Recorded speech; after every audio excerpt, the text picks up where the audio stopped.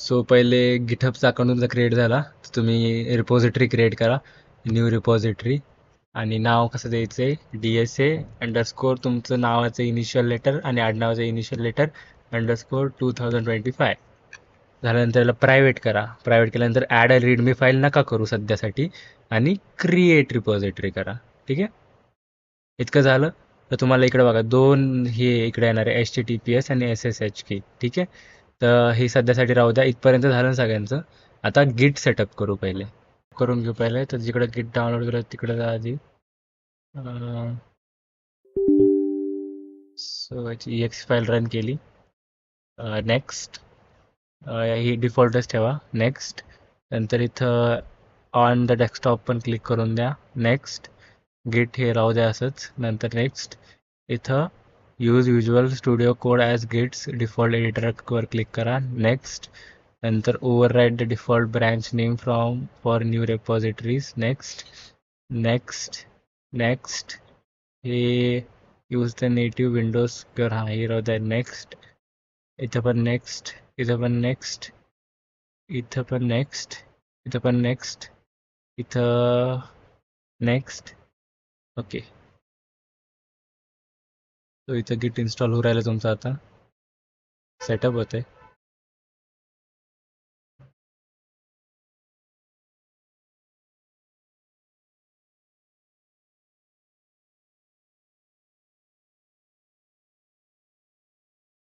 Okay. तर इथं बघा गिट बॅश आलेलं आहे डेस्कटॉपवरती शॉर्टकट. तर मी इथं लॉन्च गिट बॅश करतो, किंवा हे जरी नाही केलं तर चालून फिनिश करून द्या आणि गिट बॅशवरला ओपन करा, किंवा डायरेक्ट तिकडं फक्त लॉन्च गिट बॅश करा आणि रिलीज नोट्सला अनटिक करा. ठीक आहे. हे तुमचं गिट बॅश उघडलं. ठीक आहे. इथं आता काय करायचं, जे तुम्ही तुम्ही जी गिटहब बनवलेलं आहे ते गिटहबचं मेल, म्हणजे ज्या मेलने तुम्ही तो गिटहब बनवलेला आहे तो मेल, आणि त्या गिटहबचं युजर नेम, हे दोन्ही तुमच्याकडे असू दे सध्या, कारण की आता आपल्याला गिट आणि गिटहबला कनेक्ट करायचं आहे. सो जे युजर नेम असतं ते आपल्या प्रोफाईलमध्ये दिसतं इथं, तसं इथे दिसतंय. मग ते युजर नेम असतं आणि मेल तो असतो ज्याने तुम्ही गिटहब बनवलेलं आहे. ठीक आहे. सो आता आता इथं सुरू करू.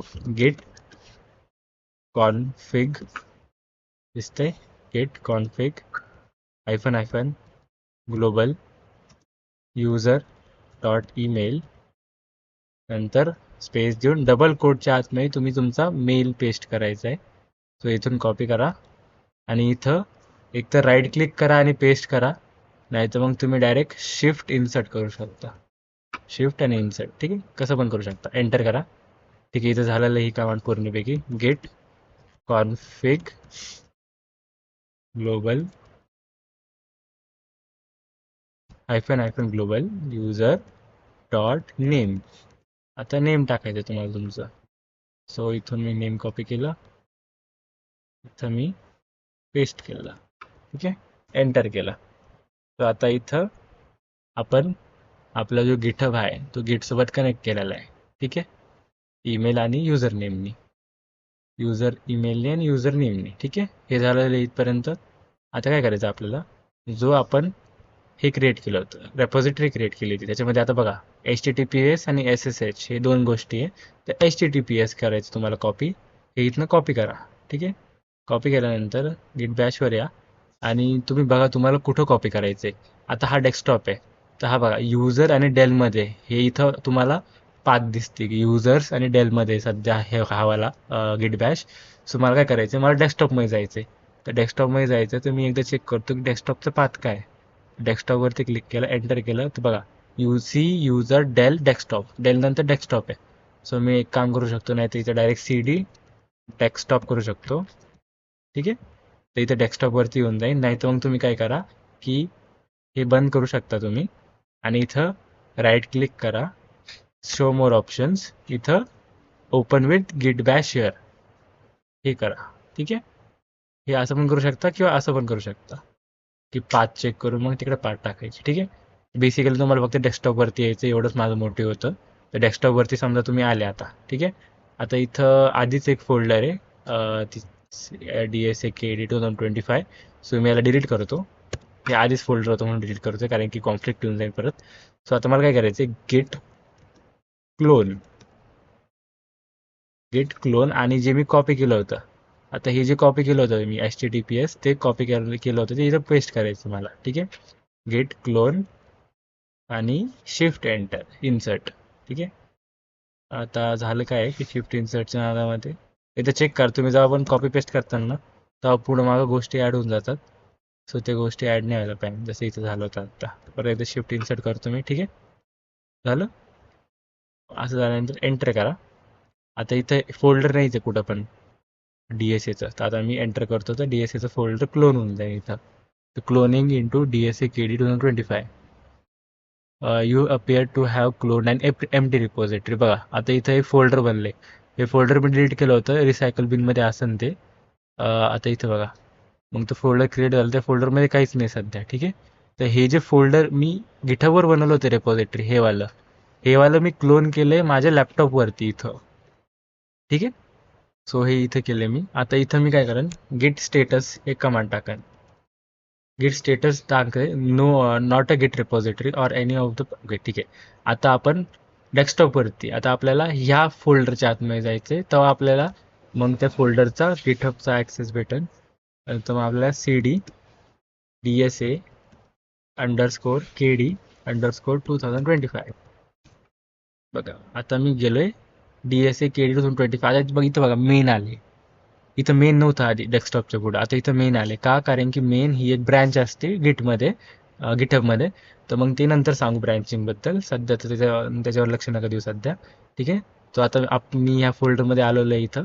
आता इथं काय करायचं, आता मी हे फोल्डर पण ओपन करून घेतो. ठीक आहे, फोल्डर आता बघा एम्प्टी फोल्डर सध्या. ठीक आहे, तर आता मी गिट स्टेटस चेक करतो. तर बघा no commit set, nothing to commit, म्हणजे आत्तापर्यंत या फाईलमध्ये आपण काहीच बनवलेलं नाही आहे. सो काहीच काहीच करायची गरज नाही सध्या. सो इथं बघा तुम्ही इथं काय करू शकता, or create a new repository on the command line.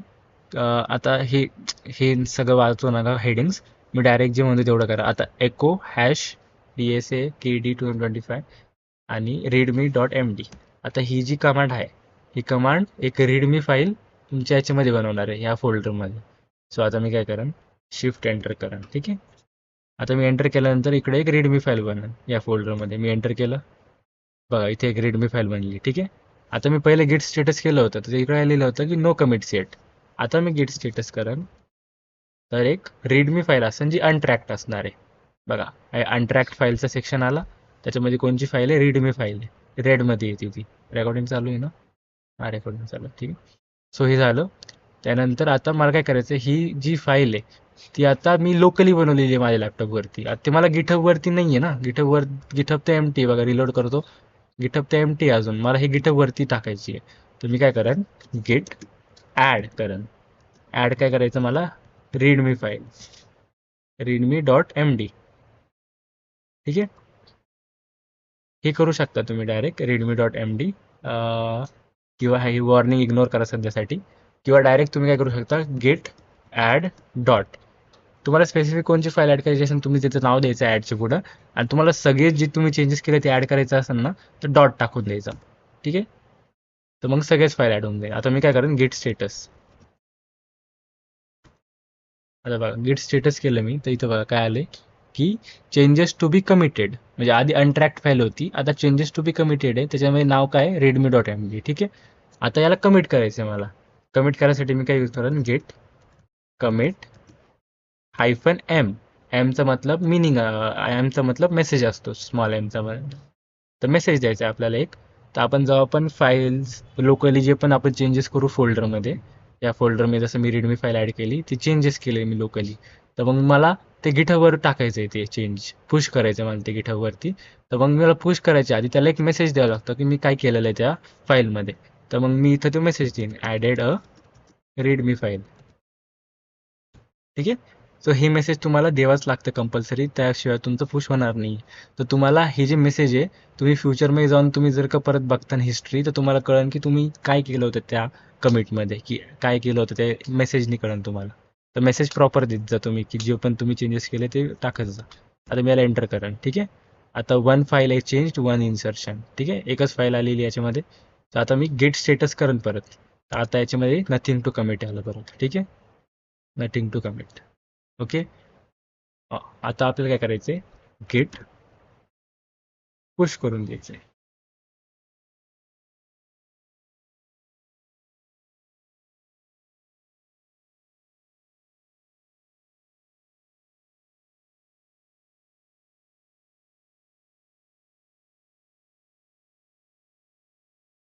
ठीक आहे, एंटर करा. ओके. आता मी समजा, आता हे झालेलं आहे, पुश झालं म्हणजे आपण जेव्हा पुश करतो ते गिटहबवर पुश करतो. तर आता गिटहबवर आलेलं आहे ते. आता मी याला रिलोड केलं तर याच्यामध्ये रीडमी फाईल यायला पाहिजे. आता मी रिलोड करतो याला, बघा इथे रीडमी फाईल आली.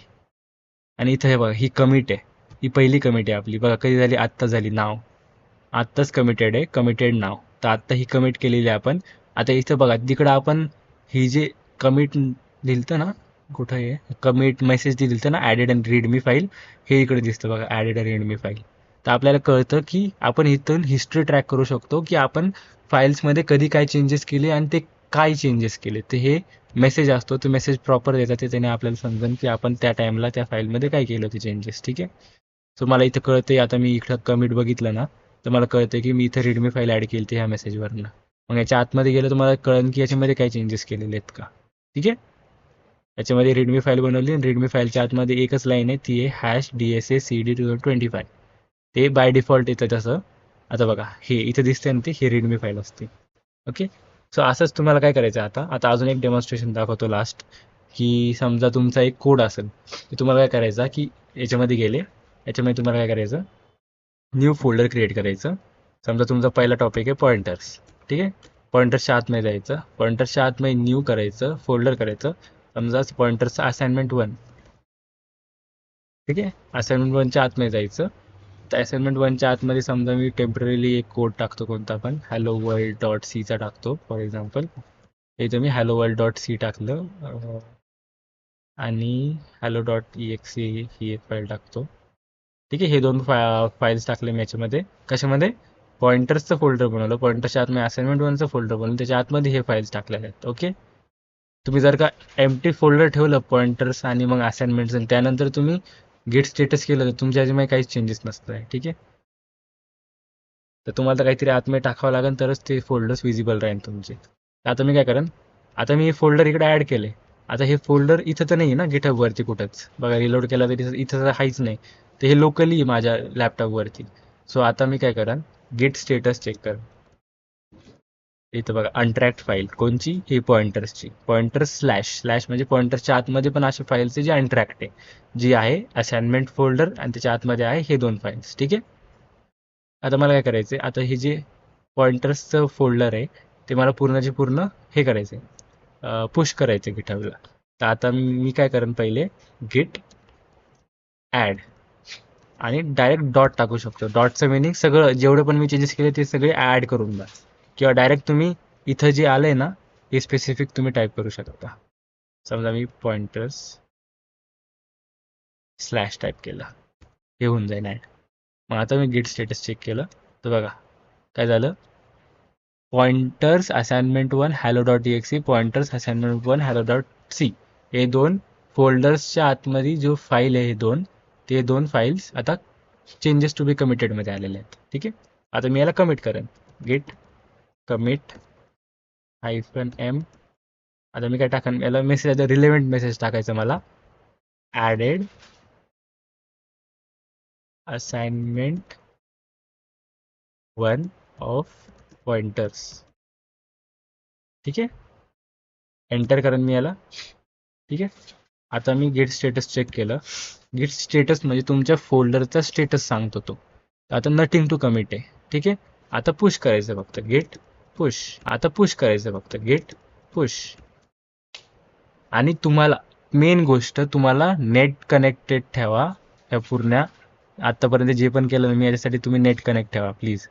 नेट कनेक्ट नसेल ना तर तुम्ही हे जरी केलं ना हे होणार नाही आहे. ठीक आहे. नेट कनेक्टच पाहिजे तुमचं याच्यासाठी. ओके. म्हणजे गिट आणि गिटहबचं सेटअप करायसाठी, कनेक्टिव्हिटी करायसाठी. आज तर झालं तर क्लासमध्ये की नेट कनेक्टेड नव्हतं, तर मग ते नंतर इश्यू आला होता. तर तुम्हाला पुश करायला पण तुम्हाला नेटची गरज असणार आहे, कारण तुम्ही ऑनलाईन पुश करता ना. तर ऑनलाईन पुश करता म्हणल्यावरती तुम्हाला नेटची गरज पडते. सो आता बघा, आता मी पुश केलंय. आता मी इथं रिलोड करू, करन तर इथं पॉइंटरचं फोल्डर येईल बघा. पॉइंटरचं फोल्डर आलं, त्याच्या आतमध्ये असाइनमेंट 1चं फोल्डर आहे, त्याच्या आतमध्ये hello.txt आणि hello world.c हे दोन्ही फाईल आल्या. ठीक आहे, क्लिअर.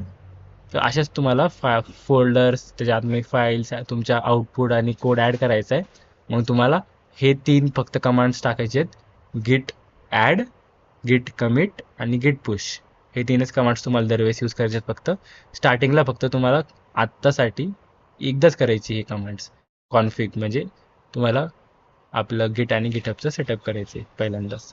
ठीक आहे, सो एवढंच होतं. आय होप सगळ्यांना समजलं असेल. काही डाऊट असेल तर विचारा.